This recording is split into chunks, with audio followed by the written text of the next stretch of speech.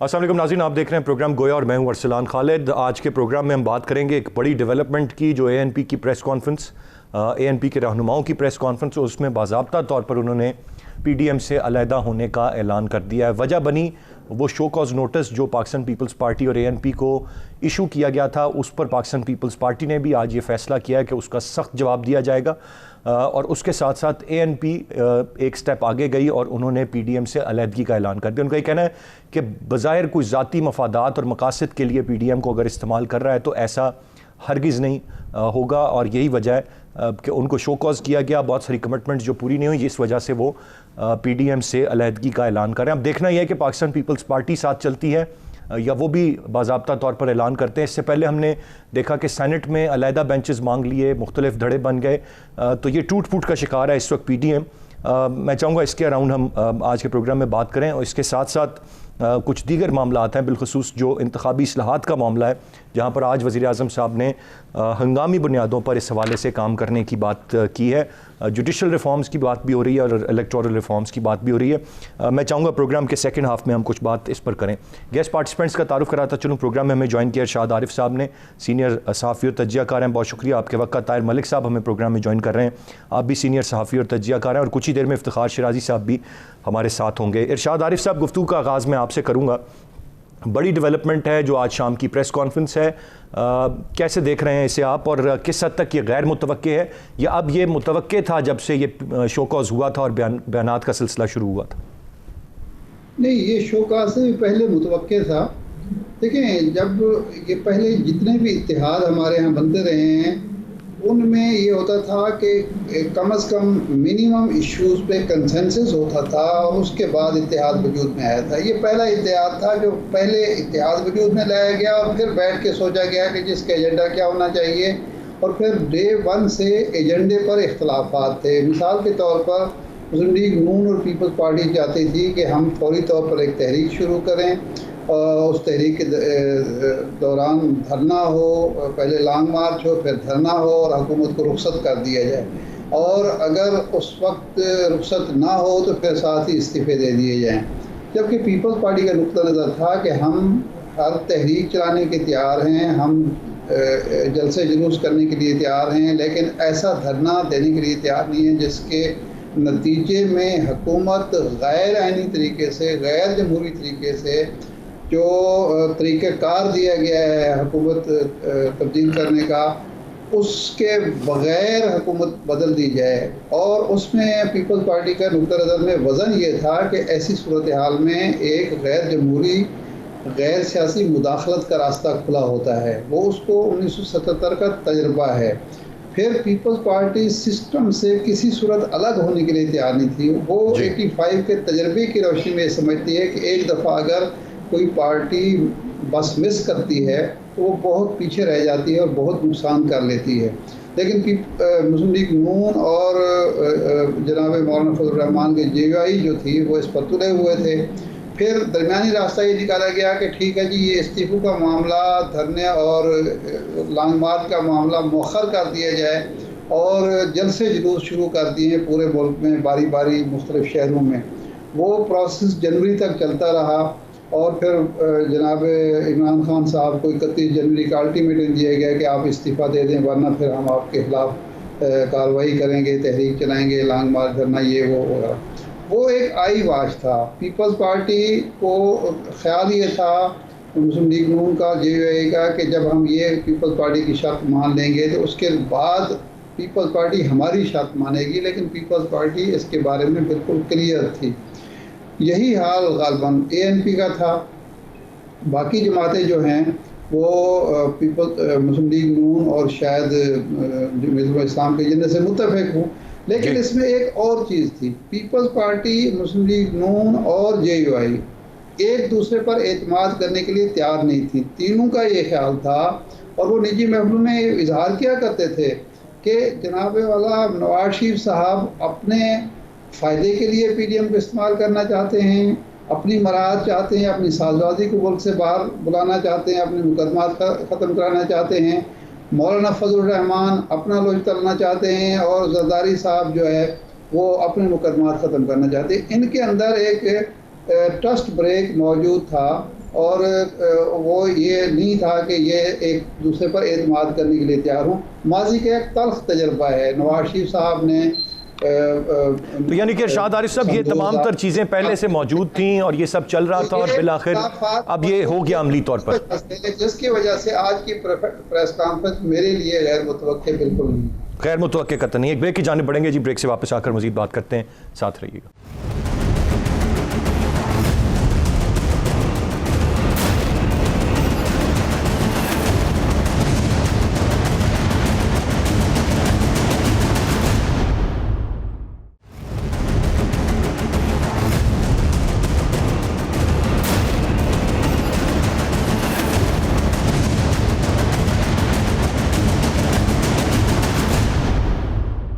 जी welcome back.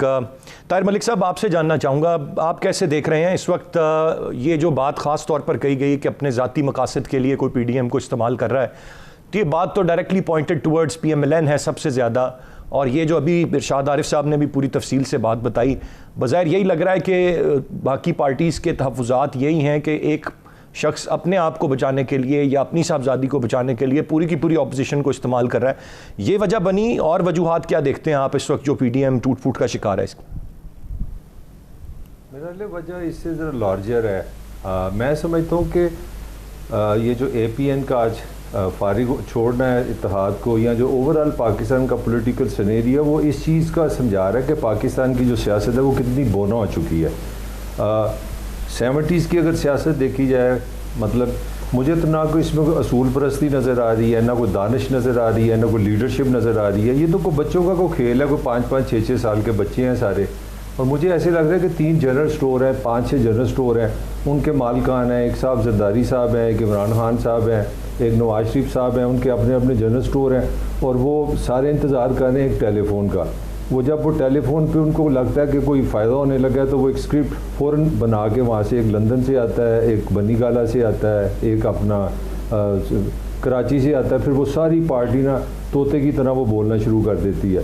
फिर उसके बाद एक नई डेवलपमेंट ये हुई है कि इन्होंने कहा जी सोशल मीडिया पे भी अपने अपने ग्रुप्स बना ले, तो वहाँ से हम फिल्में चलाएँगे, वहाँ से हम वीडियो रिलीज़ करेंगे। तो मेरा ख्याल है इस पूरे पॉलिटिकल सिनेरियो में, मैं इसीलिए लार्जर बात कर रहा हूँ, वो अपोजिशन हो, वो हुकूमत हो, कोई हो, एक चीज़ नहीं है, बाकी सब कुछ है। वो क्या है? वो अवाम है, वो आम बंदे हैं। तो पॉलिटिक्स जो है, जो 7000 साल में इंसान ने सीखा था, वो ये सीखा था कि आप लोगों को ऑर्गेनाइज़ करेंगे। जमहूरियत क्या है? मॉडर्न जमहूरियत ये है कि आप लोगों को ऑर्गेनाइज़ करेंगे, उनको एजुकेट करेंगे, और वो जो ऑर्गेनाइजेशन की पावर होगी ना लोगों की, वो आपकी असल पॉलिटिकल पावर होती है, जिससे आप चीज़ें बदलते हैं। अब आपकी असल पॉलिटिकल पावर क्या है? टॉक शो में आपने कितनी किसी की बेइज्जती की है, आपने प्रेस कॉन्फ्रेंस में कितनी ब्रेकिंग न्यूज़ ले ली है, आपने सोशल मीडिया पे कितने हिट्स ले लिए हैं। तो मिसिंग लिंक क्या है? वो पीपल ऑफ पाकिस्तान है। तो मुझे तो लगता है कि ये बड़ा एक ओपन सा एक प्रूफ है कि पाकिस्तान में जिस तरह माशी तौर पे हम ज़वाल पजीर हैं, नफसियाती तौर पे ज़वाल पजीर हैं, समाजी तौर पे ज़वाल पजीर हैं, इंटरनेशनल रिलेशन में हम ज़वाल पजीर हैं, स्पोर्ट्स में हम ज़वाल पजीर हैं, तो वो चीज़ एक्सप्लेन हो रही है कि हमारे ज़वाल की सबसे बड़ी जो है रीज़न हमारा पॉलिटिकल ज़वाल है। और इस तरह की पॉलिटिकल पार्टीज़ और इस तरह की पॉलिटिकल लीडरशिप आपको कहीं नहीं लेके जा सकती। Rightly said. इरशाद आरिफ साहब, आप समझते हैं कि माइनस पीपल्स पार्टी, एएनपी, जो 2 बड़ी जमातें हैं, JUI फे और मुस्लिम लीग नून, उनका तो इत्तेहाद बिल्कुल बड़ा बेहतर अंदाज में कायम है, क्या वो कोई पॉसिबल थ्रेट हो सकते हैं इस वक्त गवर्नमेंट के लिए आने वाले वक्त में, या जैसे ही पीडीएम टूटी ये थ्रेट भी ख़त्म हो गई? देखिए, पीडीएम JUI के अंदर भी इख्तलाफात मौजूद हैं, और उससे ज़्यादा मुस्लिम लीग नून के अंदर इख्तलाफात हैं। मुस्लिम लीग के अंदर बड़ी धड़ेबंदी है।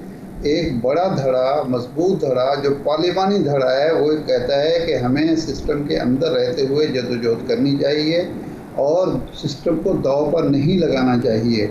और उसमें इसलिए वो एक मजबूत मौक़िफ़ है और मजबूत धड़ा है कि जो मुज़ाहमती धड़ा है, जो सिस्टम को लपेटना चाहता है या अपनी मर्ज़ी के फ़ैसले इस्टेब्लिशमेंट से लेना चाहता है, उसकी क़यादत नवाज शरीफ साहब करते हैं, लेकिन वो ख़ुद मुल्क से बाहर बैठे हुए हैं। जब सन 2000 में भी अपोजिशन को धचका उस वक्त लगा था जब मियां नवाज शरीफ साहब बोरिया बिस्तर बांधकर मुल्क से बाहर चले गए थे, तो उनके कारकुन, उनके सपोर्टर, उनके जो उम्मीदवार थे, अरकान असम्बली इलेक्टेबल थे, वो सवाल कर रहे थे हम किसके लिए जद्दोजहद करें। अगर हमने परवेज़ मुशर्रफ की मुखालफत करनी है तो हमें लीड कौन करेगा? जिन्होंने लीड करना था वो तो खुद चले गए और वो बाकायदा मुफाहमत के साथ चले गए, सौदेबाजी करके चले गए। अब भी यही सवाल मुस्लिम लीग की सफ़ों में मौजूद है कि नवाज शरीफ साहब ना तो जद्दोजहद में हिस्सा लेना चाहते हैं, ना वो जेल काट सकते हैं, ना उनकी साहबजादी इसके लिए तैयार हैं, ना उनके साहबजादे तैयार हैं। तो वो हम उस शख्स की बात माने जो कोई मुश्किल वक्त काटने के लिए तैयार नहीं, या उस शहबाज शरीफ की बात माने, हमजा शहबाज की बात माने जो जेल भी चला जाता है और फिर भी सिस्टम के अंदर रहकर जद्दोजहद करना चाहता है, सिस्टम को बिगाड़ना उखाड़ना नहीं चाहता। तो इस वक्त शहबाज शरीफ की पोजीशन पार्टी के अंदर ख़ासतौर पर पार्लिमानी पार्टी में मजबूत हो चुकी है, क्योंकि मुश्किल हालात का मुकाबला शहबाज शरीफ ने किया है। वो भागा नहीं है, वो अगर चाहता तो मुल्क में वापस ना आता, वो वापस आ गया है।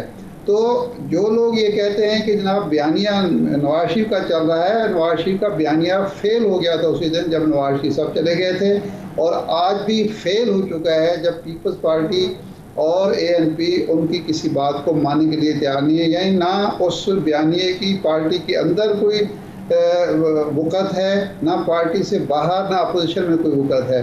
तो इसलिए ये इत्तेहाद कायम भी रहे तो हुकूमत के लिए मुश्किलात नहीं पैदा कर सकता। हुकूमत की असल मुश्किलात ये हैं कि वो महंगाई को कंट्रोल करे, वो बेहतर गवर्नेंस दे, अवाम को बेहतर तर्ज हुक्मरानी दे। हुकूमत के लिए जो असल मुश्किलात हैं या चैलेंज है वो ये है कि बेरोज़गारी का ख़ात्मा करे, लोगों को रोज़गार फराहम करे, लॉ एंड ऑर्डर सिचुएशन जो है उसको बेहतर करे। ये असल चैलेंजेस हैं। अपोजिशन कमज़ोर हो या ताकतवर हो इससे फ़र्क नहीं पड़ता, हुकूमत की परफॉर्मेंस से फ़र्क पड़ेगा। अगर बेहतर परफॉर्मेंस होगी तो मजबूत अपोजिशन भी उसका कुछ नहीं बिगाड़ सकती। अगर परफॉर्मेंस अच्छी नहीं होगी तो अपोजिशन खा कमज़ोर हो, खा मुनक़सिम हो, खा एक दूसरे के साथ लड़ रही हो, लेकिन अवाम, मीडिया और बाकी इदारे जो हैं वो हुकूमत जो है उनके दबाव का सामना नहीं कर पाएगी। सिर्फ परफॉर्मेंस ऐसी चीज़ है जो हुकूमत को मजबूत कर सकती है। बिल्कुल सही सर, मजबूत नहीं हुआ करती। Rightly sir. एक ब्रेक की जाने पड़ूंगा, ब्रेक से वापस आकर कुछ बात हम करते हैं। जो वज़ीर आज़म साहब ने इंतखाबी इस्लाहात और जुडिशल इस्लाहात के हवाले से बात की है, उस पर हम बात करते हैं ब्रेक के बाद। साथ रहिएगा।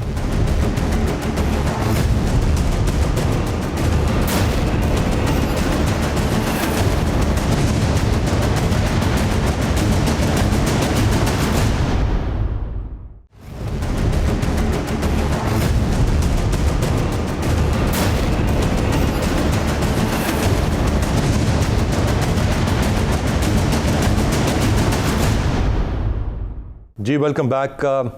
ताहिर मलिक साहब, वज़ीर आज़म साहब आज फरमा रहे हैं कि अब हंगामी बुनियादों पर काम करें, इंतखाबी इस्लाहात के हवाले से या जुडिशल रिफॉर्म्स के हवाले से। ये 2.5 साल के अरसे के बाद अब हंगामी बुनियादों पर काम करना चाह रहे हैं, इससे पहले तक काम नहीं किया। By the way police reforms भी करनी थी, वो भी कहाँ गई, और भी बहुत सारी रिफॉर्म्स के वादे थे, और अब आज हंगामी बुनियादों पर काम करने की बात है। कैसे देखते हैं इसे आप?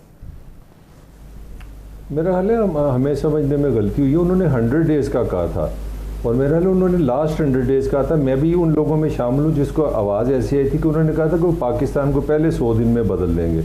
मेरा ख्याल है उनका जो असल एजेंडा था वो लास्ट 100 डेज़ का। तो अभी तो मेरे हिसाब से उनके पास 2-2.25 साल हैं, वो भी इंतज़ार कर सकते हैं, क्योंकि उन्होंने सारा काम 100 डेज़ में करना है। उसमें उन्होंने सूबा पंजाब का जो साउथ पंजाब का भी सूबा बनाना है, वो भी 100 डेज़ लास्ट में करेंगे। उन्होंने एजुकेशन का एक निज़ाम बनाना था, वो भी 100 डेज़ में करेंगे। उन्होंने फिर पाकिस्तान के जो कर्ज़े थे, जो 70 साल का रिकॉर्ड है, उस पर कमीशन बनाया था। उन्होंने मैं बताना है कि किसने कितना कितना कर्ज़ा लिया, किस किस ने खाया, वो भी 100 डेज़ में करेंगे। तो उनका प्लान तो बड़ा मेरा ख्याल वैलिड है। फिर उनका सबसे बड़ा जो मिशन था वो था पाक और शफाफ इलेक्शन। उन्होंने पाकिस्तान में बड़ा एक, मैं समझता हूँ पॉजिटिव, यहाँ पे मैं बात करने लगा हूँ, इमरान खान की 2 बहुत बड़ी कंट्रीब्यूशंस हैं। एक उन्होंने इलेक्शन का अपना धांधली को इशू बनाया, दूसरा करप्शन को इशू बनाया। मगर मुझे लगा कि मैं भी ये समझ रहा था कि उन्होंने पहले 100 डेज़ का है, तो मुझे लगता है कि लास्ट 100 डेज़ में वो धांधली का भी कोई हल निकालेंगे, इसी तरह महंगाई का भी हल निकालेंगे, करप्शन का भी हल निकालेंगे। इसीलिए वो अपने ना वुज़रा को टेस्ट कर रहे हैं कि उतनी देर तक इंशाअल्लाह ताला वज़ीर ख़जाना भी मिल जाएगा, वज़ीर दिफा भी मिल जाएगा, वज़ीर इत्तलात भी मिल जाएगा, पंजाब में भी कोई मसले हल हो जाएंगे। तो अभी तो वो मेरा हाल है 4.25 साल उनके मंसूबा है, वो ये है कि वो ट्रांसफ़रें करेंगे और वज़रा को बदलेंगे, और उसमें से जो बेस्ट निकलेगा वो लास्ट 100 डेज़ में सारा कुछ करेंगे। लास्ट 100 डेज़ में सारा कुछ करेगा। ये अच्छा हुआ कि आपने बता दिया, क्योंकि मुझे भी ये गलत फहमी थी, मैंने भी पहले 100 दिन ही समझे थे। इरशाद आरिफ साहब, आपसे जानना चाहूँगा सर, कैसे देखते हैं आप इसे कि बाकी तो जो मुल्क लूटा था वो तो माजी वालों ने लूटा था, आज अभी जो टेलीफोनिक कन्वर्सेशन अवाम के साथ उनकी रही उसमें भी मलबा माजी पे है और बड़ी हद तक बात शायद उनकी फेयर भी है, लेकिन रिफॉर्म्स करने में किसी का क्या जाता है कि कोई एक भी मामले में, एक भी शोबे में कोई रिफॉर्म 2.5 साल गुजरने के बावजूद भी नहीं हुई। इस डिले की वजह क्या हो सकती है? देखिए, इमरान खान से जो गलतियां हुई वो 2-3 बड़ी गलतियां हैं। नंबर 1 तो ये है कि वो ये नहीं समझ पाए कि वो एक पार्लिमानी निज़ाम के वज़ीर आज़म हैं। वो इनकलाब लेकर नहीं आए इंतखाब के ज़रिए, और ऐसे इंतखाबात जिसमें उनको 2/3 मेजॉरिटी तो दरकिनार सिंपल मेजॉरिटी भी हासिल नहीं हुई, तो वो सिंगल लार्जेस्ट पार्टी के तौर पर इक़्तिदार में आए हैं। पहली तो उनसे ये गलती हुई जिसकी वजह से उन्होंने बुलंद बांग दावे किए, जो इस तरह की थिन मेजॉरिटी में उनकी तकमील मुश्किल हो जाती है। पहली गलती मेरे नज़र से। दूसरी जो उनसे बड़ी गलती हुई वो ये हुआ कि वो अच्छी टीम का इंतखाब नहीं कर सके, ना पंजाब में ना मरकज़ में। तीसरा जो बड़ा मसला था वो ये था कि अपनी 100 दिन में, मैं नहीं समझता कि वो इनकलाब ला सकते थे या 100 दिन में सारी इस्लाहत हो सकती। 100 दिन में उन्होंने अपनी तरजीहात का तयन करना था, और हर दुनिया भर में महज़ब जमहूरी ममालिक में 100 दिन में हुकूमत अपनी तरजीहात वाज़ेह करती है, और उसके बाद बाकी जो 4.25 साल होते हैं वो उन तरजीहात पर बारी बारी अमल किया जाता है और उसके नताइज जो है आवाम के सामने लाए जाते हैं। 100 दिन में वो तरजीहात का तयन नहीं कर सके। मिसाल के तौर पर उन्होंने ये कहा कि ब्यूरोक्रेसी में इस्लाहात करनी है। एक डॉक्टर इशरत हुसैन साहब थके हारे आदमी को उसका सरबराह बना दिया। आज तक हमें पता नहीं चला कि उन्होंने वो इस्लाहात की पैकेज पेश किया या नहीं किया है। हालांकि ये काम ज़्यादा से ज़्यादा 3 महीने में करना था। ये पहले भी इस्लाहात होती रही हैं, उनको सामने रखना था, दूसरे ममालिक की ब्यूरोक्रेसी का जायज़ा लेना था और रिपोर्ट पेश कर देनी। वो उन्होंने जनाब लंबा करते करते लोगों को भूल ही गया कि कोई इस्लाहात भी होंगी। यही काम पुलिस इस्लाहात का हुआ। पंजाब में नासिर दुरानी साहब को बिठाया और 3-4 महीने के बाद उनको फारिग करके घर भेज दिया। तो वो तरजीहात का तयन नहीं कर सका। अब 2.5 साल 1.5 साल तक तो आप माजी की हुकूमतों पर मलबा डाल सकते थे, लेकिन आधी मुद्दत, मैंडेट की आधी मुद्दत गुजारने के बाद जब आप माजी के हुक्मरान ज़िम्मेदार हैं, माजी के हुकूमती ज़िम्मेदार हैं, लेकिन जब 2.5 साल गुजरने के बाद मलबा उन पर डालते हैं तो लोग मजाक उड़ाते हैं कि फिर आपने 2.5 साल में क्या किया है। वो मलबा ही तो आपने हटाना था। 2.5 साल में आपने कुछ नहीं किया। आपने इंतखाबी इस्लाहात नहीं की, आपने पुलिस इस्लाहात नहीं की, आपने ब्यूरोक्रेसी में इस्लाहात नहीं की, आपने अदलिया और कानून के शोबे में इस्लाहात नहीं की, तो फिर आपका कंट्रीब्यूशन क्या है?